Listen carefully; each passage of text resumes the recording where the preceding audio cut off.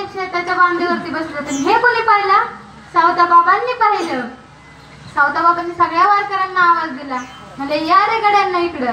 असं शेताच्या शेजारी घराच्या भोवती वारकऱ्यांसाठी पंगत बसली. पती पत्नींनी अगदी पोटभर त्या वारकऱ्यांना जेव घातलं. वारकऱ्यांचं जेवण झालं, अगदी वारकरी तृप्त झाले. पण सावता बाबा बराच वेळ त्या वारकऱ्यांना निहाळत होते, त्या वारकऱ्यांकडे बघत होते. त्या सावता बाबांनी विचारलं, काय रे बाबांनो, काय झालं? तुमच्या चेहऱ्यावरती दुःख दिसतंय. म्हणजे काय सांगू सावता बाबा, तुमच्याकडे मुबलक पाणी आहे, आमच्याकडे 2 वर्षापासून पाऊस नाहीये. शेतात एखादा गव्हाचा कोंब टाकावा तर तो वरही येत नाही. घरात पोरं बाळ उपाशी आहेत, खायला काय नाही, म्हणून पांडुरंग परमात्म्याला साथ घालायला निघाले. एवढे शब्द त्या सावता बाबांनी ऐकले. नोहे हा महिमा सामान्य संतांचा.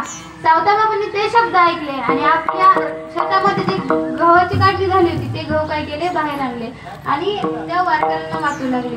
हे कोणी पाहिलं? तर सावता बाबांच्या पत्नीने पाहिलं.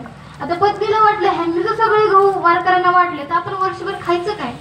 म्हणून ती पत्नी पळतच सावता बाबांकडे आली आणि म्हणाली, धनी तुम्ही काय करताय? तुम्ही जर हे सगळं धान्य वारकऱ्यांना दिलं तर आपण खायचं काय? त्या सावता बाबांनी कटाक्ष टाकला त्यांच्या पत्नीकडे आणि म्हणाले, अगं ज्या अर्थानं तुझ्या मनात हा प्रश्न निर्माण झाला ना, तर मी त्याचं उत्तर तुला देतो.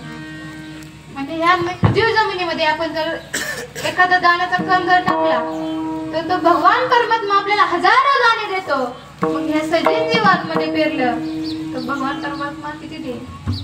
हे शब्द त्या माऊलींनी ऐकले आणि त्यांच्या डोळ्यातून गळगळ अश्रू गळत.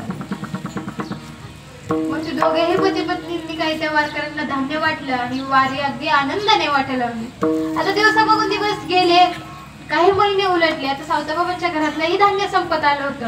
मग सावता बाबा म्हणतात, अगं मी जरा गावामध्ये फेरफटका मारून येतो. सावता बाबा गावात येतात, 2-4 जणांना विचारतात, बाबांना थोडंसं धान्य भेटेल का पेरण्यापुरतं? मी तुमचं धान्य तुम्हाला परत देऊन टाकेल. पण त्यावेळेस लोक हसायचे, म्हणायचे त्यावेळेस वारकऱ्यांना दिलं ना, आता आम्हाला कशाला मागतोय?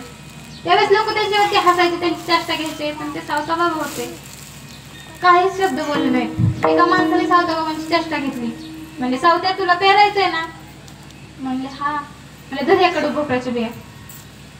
आपण जर त्याच्या जागी असतो ना, एखादं जर म्हणलं असतं ना दर्याकडे भोपळ्याच्या बिया, आपणच मागायला गेलो असतो ना, आपणच त्याला शिव्या देऊन आलो असतो.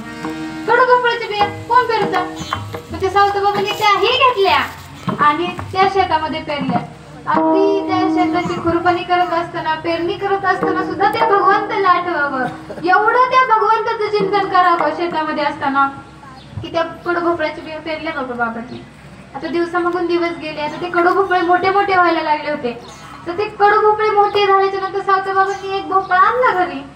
ह्याच्यात भाजी कर. ज्या वेळेस सावता बाबा तो भोपळा कापायला लागले ना, त्यावेळेस काय झालं, तर त्या भोपळ्यातून धान्याच्या राशी निघायला लागल्या, त्या भोपळ्यातून गहू निघायला लागले. का हो? काय झालं असं? कारण त्याचा भाव एवढा शुद्ध होता. आता ही खबर सगळ्या एक एक करत सगळ्या गावात पसरली. काय सावत्याच्या मळ्यात जे भोपळे त्याच्यामध्ये गहू निघतात. आता जे लोक हसायचे ना, ते लोक रात्रीचे जाऊन भोपळे आणायचे चोरून. मागून कसे आणायचे ना, कारण आपण हसलेलोय सावता बाबांना. त्याच्यामुळे चोरून आणायचे ते भोपळे आणि त्यांनी जर भोपळे काढले त्याच्यामध्ये काहीच निघत नव्हतं. पण सावता बाबांच्या भोपळ्यामध्ये मात्र काय निघायचं, तर धान्याच्या राशी निघायच्या. का हो? कारण त्यांनी शेती करत असताना सुद्धा, ते भोपळे लावत असताना सुद्धा त्या भगवान परमात्म्याचं नामचिंतन केलं, त्याला आठवलं, त्याचा अट्टहास केला, म्हणून ते फळ त्यांना भेटलं. विठाला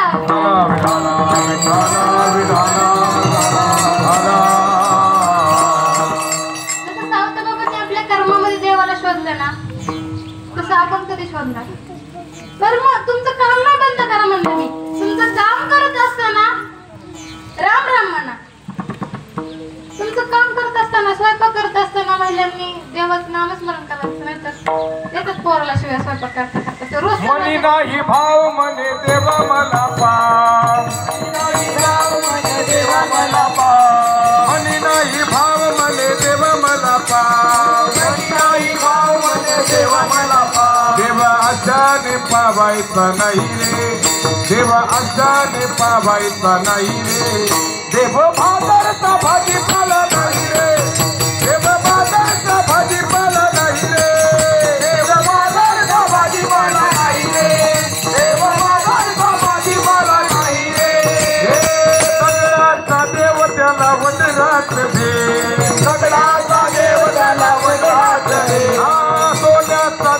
त्याला चोरात भेट सोन्याचा देव त्याला चोरात भेट लाकडाचा देव त्याला अग्नीत भेट लाकडाचा देव अचाने पावायचा नाही रे देव अचाने पावायचा नाही रे देव बाजारचा भाजीपाला नाही रे देव बाजारचा भाजीपाला नाही रे देव बाजारचा भाजीपाला नाही रे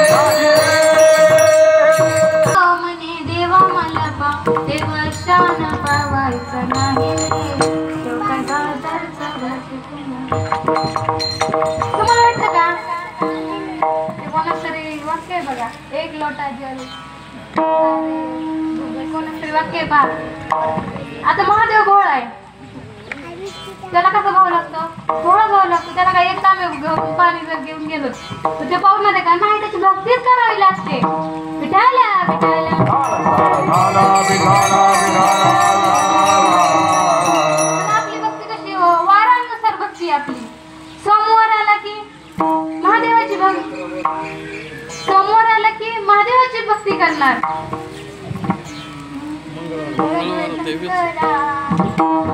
हे भोले